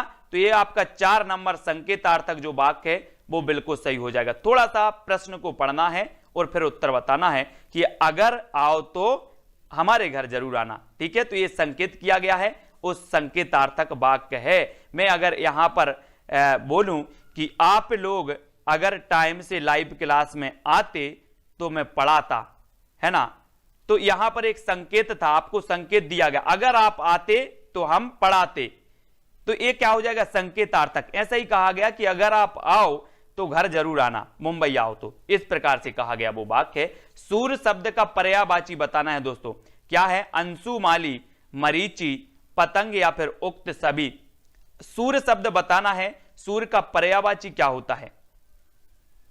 और दोस्तों यहां पर आपका बिल्कुल सही आगा, देखो अंशुमाली भी होता है सूर्य का, मरीचि भी होता है और पतंग भी होता है, यानी कि ये 4 हैं। अब दोस्तों आप बोलोगे कि सर क्या बात कर रहे हैं आप, मैं पर्यायवाची पहली कक्षा से पढ़ते आ रहा हूं, सूर्य का पर्यायवाची नहीं होगा क्या मुझे पता। तो देख लो जरा, अंशुमाली भी कहते हैं, आपने कभी सोचा था कि इसे अंशुमाली भी कहा जाएगा सूर्य को, मरीचि भी कहते हैं, पतंग भी कहते हैं, काय को, सूर्य को। अंशुमाली, मरीचि, पतंग ये सूर्य के पर्यायवाची माने जाते हैं दोस्तों। बहुत कठिन होते हैं, इसलिए प्रैक्टिस करना बहुत जरूरी है। जितना ज्यादा आप प्रैक्टिस करते हो, जितना ज्यादा आप पढ़ते हो, ये पर्यायवाची, अनेकार्थी, इन सभी शब्दों में क्या हो जाएगा, आपको पकड़ बन जाएगी आपकी और आप बताने लगोगे। पंचवटी पद में कौन सा समास है, पंचवटी। और दोस्तों मैंने समास आपको बताए 6 प्रकार के समास होते हैं। अब जिससे समास नहीं आता वो देखो अभी के अभी समास यहां पर सीख जाएगा। कैसे सीख जाएगा, सबसे पहले दोस्तों हमने देखा, आपसे पूछा जाएगा कि समास कितने प्रकार के होते हैं, आपने बता दिया सर समास 6 प्रकार के होते हैं, ठीक है। कौन कौन से, अव्ययी भाव समास, द्विगु समास, कर्मधाराय समास, द्वंद्व समास, तत्पुरुष समास और एक और है बहुब्रीहि समास। ये 6 प्रकार के आपके समास होते हैं। पहले मैं बता दूं कि पंचवटी पद में कौन सा समास है। तो पंचवटी दोस्तों यहां पर आपका आता है पंचवटी, यानी कि 5 बटों का समूह है, यानी कि जो आपका द्विगु समास है 2 नंबर है वो सही हो जाएगा। अब दोस्तों आपको ये एक याद रख लेना है कि जहां पर संख्या शब्द आए, जैसे पंच यानी कि 5 आया, यहां पर 5, यहां पर जहां पर ऐसी संख्या लगे तो वहां पर द्विगु लगा लेना, लेकिन अगर तीसरा अर्थ निकले तो वहां पर बहुब्रीहि लगाना, भले ही संख्या हो और तीसरा अर्थ निकले तो बहुब्रीहि लगा देना, ठीक है, याद रख लेना है। और अव्ययी भाव समास में प्रथम पद जो होता है वो अव्यय होता है, उपसर्ग होता है, ठीक है। कर्मधारय समास में प्रथम पद दूसरे पद की विशेषता बताता है। द्वंद्व समास में एक दूसरे के क्या होते हैं, विलोम होते हैं, एक दूसरे में द्वंद्व होता है। जैसे अगर मैं बोलूं कि माता पिता, माता का विलोम क्या होगा, पिता, ठीक है। तो इस प्रकार से अगर विलोम शब्द आते हैं तो वहां पर द्वंद्व समास हो जाता है। कर्मधारय समास में मैंने यहां पर लिखा कमल, है ना, और कमल है, और यहां पर लिख दिया मैंने नील कमल। तो ये जो नील है दोस्तों प्रथम पद है, और ये नील किसकी विशेषता बता रहा है, कमल की विशेषता बता रहा है, यानी कि नील कमल में जो आपका हो जाएगा कर्मधारय समास हो जाएगा, ठीक है। इसको याद रख लेना है ना। तो कर्मधारय समास आपको याद हो गया कि सर प्रथम पद अगर द्वितीय पद की विशेषता बतलाए तो वहां पर कर्मधारय समास होता है, ठीक है। और द्विगु समास में संख्या आती है, ठीक है, तो द्विगु समास होता है। अव्ययी भाव समास में उपसर्ग भी आता है और अव्यय भी आता है, ठीक है। तो इन चीजों को याद रख लेना है। और दोस्तों आपका मामूली शब्द कैसा है, मामूली, तत्सम, ये मामूली सा दिखने वाला शब्द बताना है, ये तत्सम है, विदेशी है, तद्भव है या फिर देशज है। मामूली शब्द ये कौन सा माना जाएगा, नीला है जो कमल, बिल्कुल सही किशन जी। और आपको बताना है प्रश्न क्रमांक 13 का, और 13 का जो आपका राइट आंसर होगा वो होगा विदेशी, है ना, विदेशी। मामूली शब्द कैसा है दोस्तों, ये विदेशी माना जाता है। बोले तो ये तो मामूली शब्द है, ये विदेश का ही होगा, है ना, तो ये विदेशी माना जाता है। अब आपको शब्द भी पढ़ने हैं, तत्सम, तद्भव, है ना, देशज, विदेशी, संकर शब्द भी होते हैं। ये शब्द आपको पढ़ने हैं दोस्तों, कौन सा तत्सम है, कौन सा तद्भव है, कौन सा विदेशी है, इनको पढ़ना है। और यहां से एक क्वेश्चन आपका आएगा तत्सम तद्भव से, इन शब्दों से, ठीक है। और ये विदेशी आपका बिल्कुल सही होगा। मध्य प्रदेश में प्रकाशित स्वास्थ्य संबंधी पत्रिका कौन सी है दोस्तों, स्वास्थ्य संबंधी। तो स्वास्थ्य संबंधी में 4 विकल्प हमने दिए आपको, आरोग्य धाम, निरोग धाम, सुजीवन या फिर स्वास्थ्य वाटिका। तो कौन सी ऐसी पत्रिका है जो मध्य प्रदेश से प्रकाशित है और स्वास्थ्य संबंधित है। मैंने आपको अभी बताया था दोस्तों, जब तक आप उत्तर बताओ, जब तक मैं थोड़ा सा कुछ फैक्ट आपको बता दूं कि मध्य प्रदेश का प्रथम समाचार पत्र था ग्वालियर अखबार, ग्वालियर से प्रकाशित हुआ था। और दोस्तों ये उर्दू भाषा में प्रकाशित हुआ था, मध्य प्रदेश का प्रथम था। लेकिन अगर आपसे पूछा जाए कि मध्य प्रदेश का प्रथम समाचार पत्र, हिंदी में प्रकाशित होने वाला प्रथम समाचार पत्र कौन था, तो आप टिक करके आना मालवा अखबार। और ये दोस्तों इंदौर से प्रकाशित होता था, ठीक है। और यहां पर मध्य प्रदेश से प्रकाशित स्वास्थ्य संबंधी जो पत्रिका आपसे पूछा गया तो आप बता देना निरोग धाम, है ना। हमारा जो स्वस्थ है वो कैसा, हमारी बोले निरोगी काया होनी चाहिए। सबसे बड़ा सुख क्या है, बोले सर निरोगी काया। पैसे ऐसे तो होते रहते हैं आजू बाजू, कभी हमारे पास कभी आपके पास, लेकिन सबसे बड़ा सुख निरोगी काया, है ना। तो ये स्वास्थ्य संबंधी जो पत्रिका है वो निरोग धाम है। 2 नंबर आपका बिल्कुल सही हो जाएगा, निरोग धाम, ठीक है। फिर आपसे पूछा जाता है जयशंकर की कृति कौन सी है दोस्तों, आपको 15 का उत्तर बताना है। रचनाओं में से भी एक क्वेश्चन पूछा जाएगा, रचनाएं भी हमें कवियों की याद करनी है। आपने पढ़ी हैं बहुत सारी रचनाएं और रचनाओं में पढ़नी है। और एक दोस्तों मैं जब आज हिंदी साहित्य वालों को पंक्तियां पढ़ा रहा था तो मैंने उन्हें पंक्तियां पढ़ाते पढ़ाते क्या पढ़ाया कि देसिल वैना सब जन मिठा, ये पंक्ति किसकी है, देसिल वैना सब जन मिठा। बोले सर ये विद्यापति की है। और कैसे याद किया कि मिठा आया है, तो मिठा मिठा जो बोलते हैं जिनमें विद्या होती है, जिनमें विद्या होती है वो मिठा मिठा बोलते हैं। और मैंने उन्हें बताया कि मिठा मिठा बोल थारो काय बेगेड़े, काय बेगेड़े थारो काय बेगेड़े। और यहां पर दोस्तों जयशंकर प्रसाद दिया है, और जयशंकर प्रसाद आपको पता होगा कि ये छायावाद के प्रवर्तक माने जाते हैं हिंदी साहित्य में, ठीक है। हिंदी साहित्य में आपको पता होगा इनकी प्रसाद की कृति आंसू भी है, चंद्रगुप्त की भी है, स्कंदगुप्त भी है, और इनकी सबसे श्रेष्ठ कृति मानी जाती है दोस्तों कामायनी। अब दोस्तों सर बोले, बहुत सारे स्टूडेंट बोले सर कामायनी को कैसे याद करें, कामायनी को याद करें। मैं बताता हूं कामायनी को कैसे याद करना है। बोले कामायनी किसकी रचना है, तो मैंने कहा कि आप कामना करने जाते हो किसके पास, शंकर जी के पास, कि शंकर भगवान जेल प्रहरी का एग्जाम पास करवा देना, 5 नारियल चढ़ाएंगे। क्या करने जाते हो, कामना करने जाते हो, तो कामना से कामायनी, और किसके पास जाते हो, शंकर जी के पास जाते हो, तो कामायनी रचना किसकी हो जाएगी। बोले सर जयशंकर प्रसाद की। मैंने कहा याद हो गया कि हाँ याद हो गया, कामायनी जयशंकर प्रसाद की। ऐसे ही रचना भी आपको मैं पूरी याद करवा दूंगा। और यहाँ पर आंसू हो, चंद्रगुप्त हो, स्कंदगुप्त हो, कामायनी हो, लहर हो, झरना हो, उर्वशी हो। उर्वशी 2 लोगों की रचना है, 2 कवियों की रचना है दोस्तों। एक आपके दिनकर जी की भी रचना उर्वशी है, एक जयशंकर प्रसाद की भी रचना उर्वशी है, याद रख लेना। फिर आपसे पूछा जाता है छत्तीसगढ़ में बोली जाने वाली जो बोली है वो कौन सी है दोस्तों। उपर्युक्त में से कोई नहीं, सबसे पहले दे दिया है आपको। फिर आप पहाड़ी हिंदी के अंतर्गत, पूर्वी हिंदी के अंतर्गत, पश्चिमी हिंदी के अंतर्गत जो छत्तीसगढ़ी बोली है ये बताना है किसके अंतर्गत आती है। यहां पर क्वेश्चन थोड़ा सा गड़बड़ हो गया।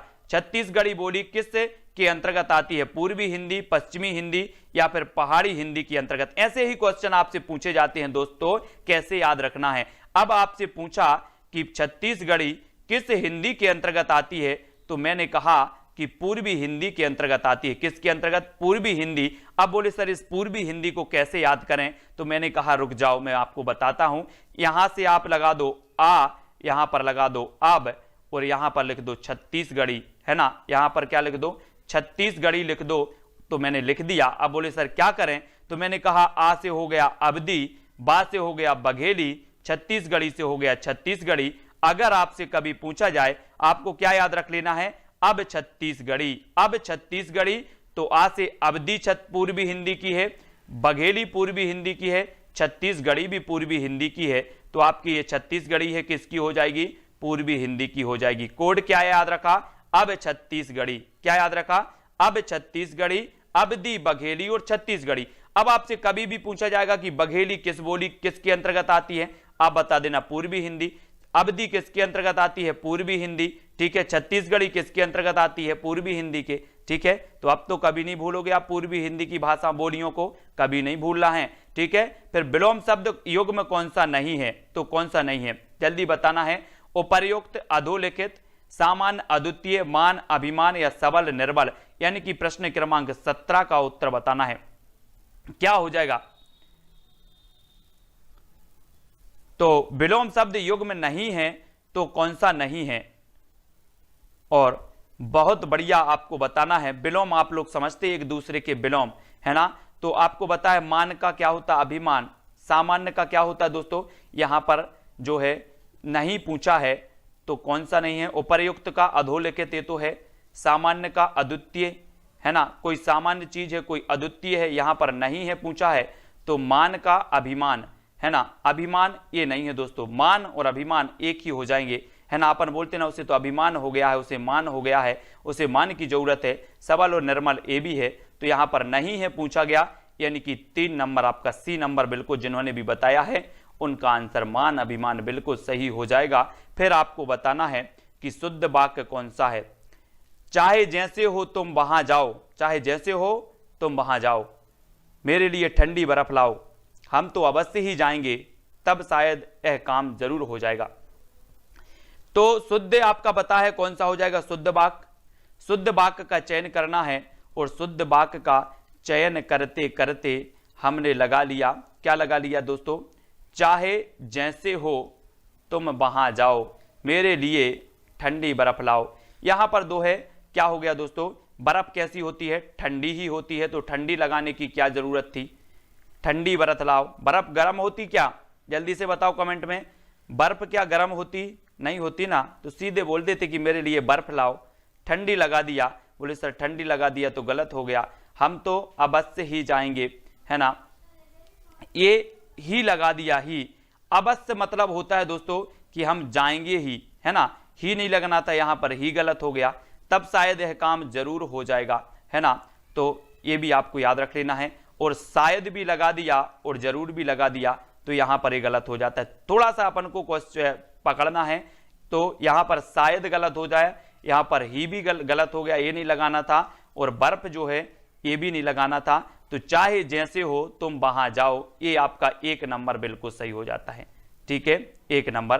तो इस प्रकार से शब्दों को आपको पूछा जाता है दोस्तों, और ये गलत हो जाते हैं अपने शब्द। शुद्ध शब्द आपको बताना है। परीक्षा क्या ऐसा लिखा जाता है, आप लोग परीक्षा दे रहे हैं, ऐसा लिखा जाता है क्या? परिणति, प्रसाद, प्रांगण। अब इनमें से शुद्ध शब्द कौन सा है, यानी कि प्रश्न क्रमांक 19 का उत्तर बताना है। अगर आप हिंदी में दोस्तों जितना ज्यादा प्रैक्टिस करते हो, पढ़ते रहते हो, तभी आपको देखना है कि परिणति, यहां पर ना तो परीक्षा है, परिणति जो है, परिणति ये आपका बिल्कुल सही है ना। बोलते हैं ना अपन, उसकी अच्छी परिणति हो जाती। परिणति मतलब होती भावना, है ना। तो आपका जो 2 नंबर है बिल्कुल सही हो जाता है। और आपका पूछा जाता है कि समोच्चारण भिन्नार्थक शब्द युग्म में नहीं है, तो कौन सा नहीं है? समोच्चारक और भिन्नार्थक, रोटी, पराठा, अवलंब, अविलंब, अचर, सचर, असक्त या फिर असक्त। और बताना है कि कौन सा शब्द युग्म में समुच्चारित भिन्नार्थक नहीं है, कौन सा हो जाएगा दोस्तों? यहां पर दिया रोटी, पराठा, ये क्या है ना। उत्तर होगा आपका रोटी, पराठा। ठीक है। अवलंब, अविलंब ये समुच्चारित है, अचर, सचर है, असक्त, असक्त है। ठीक है, तो ये 3 तो हैं, बाकी 1 नंबर नहीं है। तो 1 नंबर में आप टिक लगा के बोल देना कि सर ये तो हमें पता था। तो 1 नंबर आपका बिल्कुल सही हो जाएगा। ठीक है, फिर दोस्तों बढ़ते हैं अगले प्रश्नों की ओर और निरंतर अभ्यास करते रहते हैं। अत्याधिक के लिए सही संधि विच्छेद को चुनिए। अत्याधिक, अत्याधिक का सही संधि विच्छेद क्या होगा? अति धन अधिक, अति धन अधिक, अत्याधन अधिक या फिर अति धन अधिक। तो क्या होगा? बड़े संभल के उत्तर देना, क्योंकि यहां पर वर्तनी संबंधी क्वेश्चन भी एक आपसे पूछ लिया गया। पहले तो देखो, एक क्वेश्चन में 2 क्वेश्चन पूछते हैं लोग, एक क्वेश्चन में 2-2 आकलन आपका कर लेते हैं कि आपसे वर्तनी संबंधी शुद्धि आती है कि नहीं आती, संधि आती है कि नहीं आती। ये 2-2 शब्द, 2-2 प्रश्न आपसे पूछ लिए जाते हैं। तो यहां पर देखो, ना तो आपका अत्याधन अधिक होगा, है ना अति धन अधिक होगा, ना अति धन अधिक होगा। तो उत्तर क्या होगा? उत्तर क्या होगा? देखो यहां पर अधिक लिखा, यहीं पर कंफ्यूज हो गए बहुत सारे लोग। यहां पर अधिक लिखा और यहां पर अधिक लिखा, तो ये शब्दों को हमें पढ़ना है। अति धन अधिक, यानी कि जो 4 नंबर है वो बिल्कुल सही हो जाएगा। ठीक है, डी नंबर आपका सही हो जाएगा। कुछ लोगों ने बता दिया अति धन अधिक, है ना। तो शब्दों पर हमें क्या करना, मैं वो ही बोल रहा हूं कि व्यापम आपको 2 जगह कंफ्यूज करती है। सबसे पहले तो संधि पूछ लिया, फिर वर्तनी संबंधी दे दी आपको, तो आप कंफ्यूज होकर गलत करते हो, वो लगा दो अति धन अधिक, है ना। मंत्रिमंडल का शुद्ध रूप कौन सा होगा दोस्तों? मंत्रिमंडल, बोले तेरा मंत्रिमंडल और मेरा कमंडल, है ना। तो इसको बताना है कि मंत्रिमंडल का शुद्ध रूप क्या होगा? मंत्रिमंडल, मनत्रिमंडल, मंत्रिमंडल, मांत्रिमंडल या फिर मांत्री। तो दोस्तों यहां पर देखो, मांत्री आया तो ये कट गया, मांत्री आया तो ये कट गया। अब देखो ये मनंत्री होता नहीं है, तो ये भी आपने काट दिया। तो उत्तर क्या हो जाएगा आपका? क्या हो जाएगा? ये मंत्रिमंडल। ठीक है, 1 नंबर आपका बिल्कुल सही हो जाएगा। अब दोस्तों उत्सुकता में उत्सुकता में नहीं रहना कि नहीं नहीं नहीं मुझे तो दिख गया मंत्रिमंडल, मंत्रिमंडल यही सही है। आपको अच्छे से करना है। ठीक है, फिर संचय के लिए सही संधि विच्छेद बताना है। संचय, संचय तो सन धन चय, सम धन चाय, सम धन चय या फिर सन धन चाय। तो देखो यहां पर चाय आ गया तो इसको भी कट गया, यहां पर चाय आया ये भी कट गया। अब 2 विकल्प आपके पास हैं, तो संचय का दोस्तों आपका सन होता नहीं है ना। कौन सा हो जाएगा फिर आपका उत्तर? सम धन चय, है ना। सम धन चय बराबर होता है आपका संचय, है ना। और संचय में मैंने आपको कई बार बताया है कि अगर प्रथम शब्द पर दोस्तों क्या आ जाए, ये बिंदी आ जाए, तो आप आंखें बंद करके लगा देना कि सर इसमें व्यंजन संधि है। कौन सी संधि? जैसे आपसे पूछा जाता है संसार, संसार में कौन सी संधि है ना। और संस्कार, संस्कार में कौन सी संधि है। ठीक है, ये आपसे कई बार पूछे जाते हैं। तो आपको याद रख लेना है कि अगर ये प्रथम शब्द पर बिंदी आ जाए तो व्यंजन संधि बंद करके आंखें लगा देना, और संचय में आपका हो जाएगा सम धन चय और बराबर हो जाएगी व्यंजन संधि। ठीक है, अंगूठा छाप मुहावरे का अर्थ निम्नलिखित वाक्यों में से क्या हो जाएगा? अंगूठा छाप, आप बोलते ना कि भैंस के सामने बीन बजाओ, सब ठीक है ना, भैंस के सामने बीन बजाने के बराबर होता है। तो याद रख लेना, ये अंगूठा छाप का भी आपको बताना है ना। अंगूठा छाप तो मृत्यु निकट आना, निरक्षर, किसी व्यक्ति के ईमान या चरित्र पर संदेह करना, देने से मना कर देना। तो क्या होता है, पहले ही आपको पता है अंगूठा छाप, जो निरक्षर व्यक्ति होते हैं वो क्या करते हैं, अंगूठा लगाते हैं। बोले सर अंगूठा है ना, अंगूठा, और ये निरक्षर हो जाएगा 2 नंबर, ठीक है। 2 नंबर निरक्षर बिल्कुल सही होगा। बिल्कुल सरल सा क्वेश्चन है। फिर आपसे पूछा जाता है अकस्मात का शुद्ध रूप कौन सा है। अकस्मात, आप बोलते हो कि यार उसकी मृत्यु अकस्मात हो गई, अकस्मात हो गई, वो बीमार तो नहीं था, अकस्मात हो गई, है ना। तो अकस्मात का शुद्ध रूप कौन सा होगा, देखो कैसा लिखा जाता है अकस्मात। अगर पहली दूसरी में आपने अच्छे से पढ़ा होता, ये बर्तनी को अच्छे से पढ़ा होता, तो ये अकस्मात वाली ये आज के दिन नहीं देखने होते, है ना। बोले सर अकस्मात इस प्रकार से लिखा जाता है क्या, अकस्मात ये तो लिखा ही नहीं जाता, काट दो। अकाशतमात ये भी नहीं लिखा जाता, और अकहसमात ये भी नहीं लिखा जाता। तो थोड़ा सा अगर आप शब्द में थोड़ा सा वो करोगे, जोड़ दोगे, तो उत्तर अपने आप निकल के आता है कि अकस्मात इस प्रकार से लगाया जाता है, और ता में यहां पर हलंत लगता है, हलंत लग जाता है, वो अकस्मात आपका सही हो जाता है, ठीक है। फिर आग के लिए सही पर्यायवाची, दोस्तों ये आग वाला, ये आग पीछे नहीं छोड़ती। आप कोई भी एग्जाम दे लो, ये आग क्या नहीं छोड़ती, पीछा नहीं छोड़ती। इसको पढ़ लेना बहुत अच्छे से। तो बताओ जल्दी कौन सा पर्यायवाची है जो आग का पर्यायवाची, क्या पूछा है आग का पर्यायवाची कौन सी पंक्ति सही है। अग्नि, अग्नि, अग्नि, तमी, है ना। अनिल, अनल, अनल, अनल। देखो अग्नि, अग्नि 3 में आया तो अग्नि तो हो गया। अनल, अनल, अनल, अनल 3 में आ गया तो अनल भी हो गया। अब यहां पर देखो कौन सा सबसे ज्यादा आया, बोले सर पावक और पावक, ये भी 2 जगह आया तो पावक भी हो गया। अब देखो अग्नि, अनल और पावक कौन से में दिया, तो आपने देखा कि अग्नि, अनल और पावक यानी कि 3 नंबर में दिया है। तो याद रख लेना यहां पर 2 चीजें कंफ्यूज होती, मैं भी कई बार कंफ्यूज हुआ हूं दोस्तों। किसमें, मैं पढ़ लेता था कि अनिल मतलब वायु होता है और अनल मतलब अग्नि होती है ना। और तो ये मैं कभी कभी अनल का वायु कर देता था और अनिल का अग्नि कर देता था। लेकिन फिर मैंने कैसे याद किया, ट्रिक लगाई मैंने भी, यार ऐसे याद नहीं होगा इसको, है ना। याद तो हो जाता था लेकिन फिर भूल जाते थे। तो अनिल का मैंने कहा मेरा भाई एक अनिल है और वो आग की तरह नहीं है, वो कैसा है, वायु की तरह है बिल्कुल, है ना, वो आग नहीं उगलता। तो मैंने अनिल का लगाया कि वो अनिल कैसा है मेरा भाई, वायु है, ठीक है। और अनल मतलब फिर ये अग्नि हो जाएगी, अग्नि। तो इसमें कंफ्यूज होते हैं हमेशा, मैं भी कई बार हुआ हूं, आप लोग नहीं होना, इसलिए मैंने आपको बता दिया है। आवट प्रत्यय से बना शब्द कौन सा है, आवती, मिलावट, आवंटी या फिर आवटी, यानी कि प्रश्न क्रमांक 7 का चयन करना है। आवट, है ना। तो देखो आवती में कोई आवट नहीं आ रहा, आवंटी में कोई आवट नहीं आ रहा, आवटी में कोई आवट नहीं आ रहा। तो आवट का जो बनेगा कौन सा बनेगा, मिलावट, है ना। तो मिलावट यानी 2 नंबर आपका सही हो जाएगा, प्रत्यय से बनेगा, ठीक है। मिलावट आपका बिल्कुल सही होगा। फिर अगला बढ़ते हैं दोस्तों, कर्कश का सही विलोम शब्द क्या होगा, कर्कश। मैंने आपको बताया था ना अभी कि मीठा मीठा बोल थारो काए बेगेड़े, वही आया। कर्कश नहीं बोलो, कभी कर्कश मत बोलो, मीठा मीठा बोलो, आनंद आएगा। जीवन को जियो कुछ अलग तरह, हटके जियो, है ना, हटके जीना है। कर्कश तो सभी लोग बोल लेते हैं, मीठा बोल के देखो, है ना, मजा आएगा। तो मधुर नहीं बोलते, है ना, और मधुर नहीं बोलते और माधुर नहीं बोलते। तो कर्कश का जो विलोम होगा वो क्या होगा, मधुर। और मधुर बोला करो सभी लोग, बी नंबर आपका सही हो जाएगा, कर्कश का मधुर, बी नंबर, ठीक है। मधुर सही कर लेना और सभी को मधुर मधुर बोलना है। और दोस्तों मीराबाई का जो काव्य रूप था, इनकी जो भक्ति भावना थी वो भी माधुर भाव की थी, माधुर भाव की। आपसे पूछा जाता है कि मीराबाई की जो भक्ति रस का जो क्या है, स्थायी भाव क्या है, तो आप बोलते हो ईश्वर विषयक रति, ईश्वर विषयक रति होता है भक्ति रस का स्थायी भाव, है ना।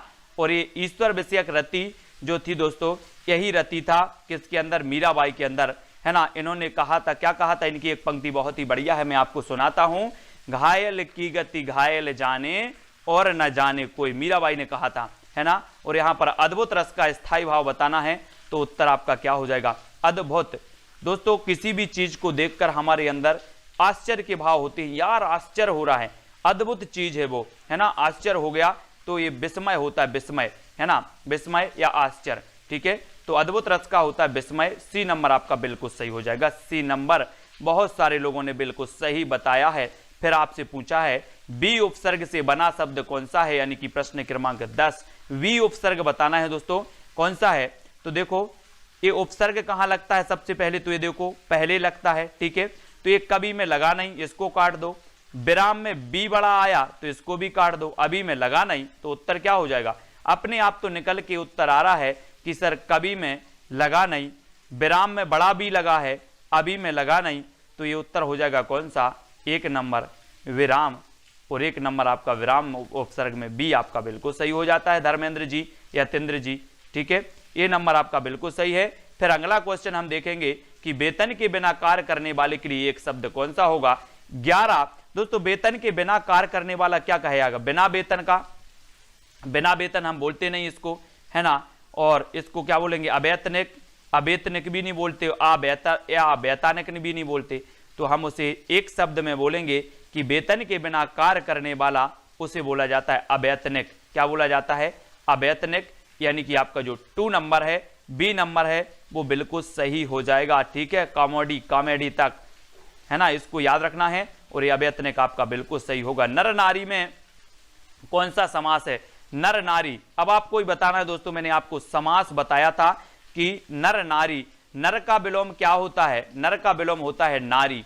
ठीक है, नर का विलोम नारी।